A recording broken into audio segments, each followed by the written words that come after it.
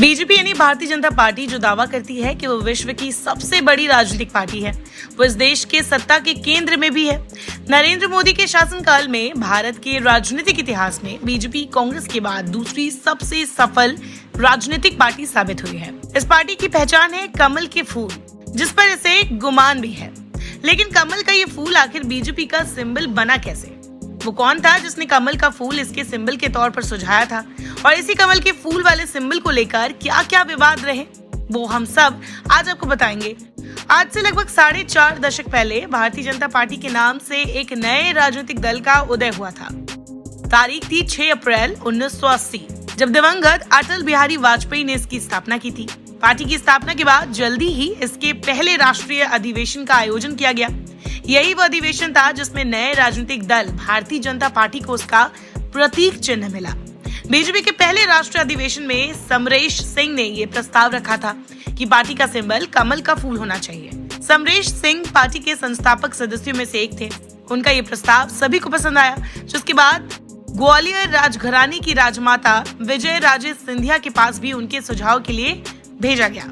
कहा जाता है कि उनकी हामी के बाद पार्टी ने इसे स्वीकार किया और इस तरह से ये भारतीय जनता पार्टी की पहचान बन गया, जो आज तक बरकरार है। अब आपको बताते कि बीजेपी के संस्थापक सदस्यों में से एक रहे समरेश सिंह के दिमाग में ये विचार कैसे आया कि कमल के फूल को बीजेपी का सिंबल बनाया जाना चाहिए। ऐसा कहा जाता है कि समरेश सिंह 1857 की क्रांति से बहुत प्रभावी थे। उस समय सिपाहियों ने अंग्रेज सरकार के खिलाफ विद्रोह करते हुए आपस में संचार और कोड संदेश के तौर पर चपाती और कमल के बीजों का इस्तेमाल किया था। गोपनीय संदेश देने वाला संदेश प्राप्त करने वाले को कमल का बीज भी देता था, जिससे वो बातें पुख्ता हो जाती थी कि संदेश सही है या ये एक तरह का कोड जैसा था। इससे जुड़ा एक और विचार जो बताया जाता है वो ये है कि कमल का स्थान भारतीय संस्कृति में उच्च है। ये कुछ देवी देवताओं का आसन भी है, जबकि ये भारत का राष्ट्रीय पुष्प भी है। ऐसे में समरेश सिंह को यही पार्टी के सिंबल के लिए सबसे उपयुक्त लगा, जिसे पार्टी की पहचान के तौर पर अपनाया भी गया।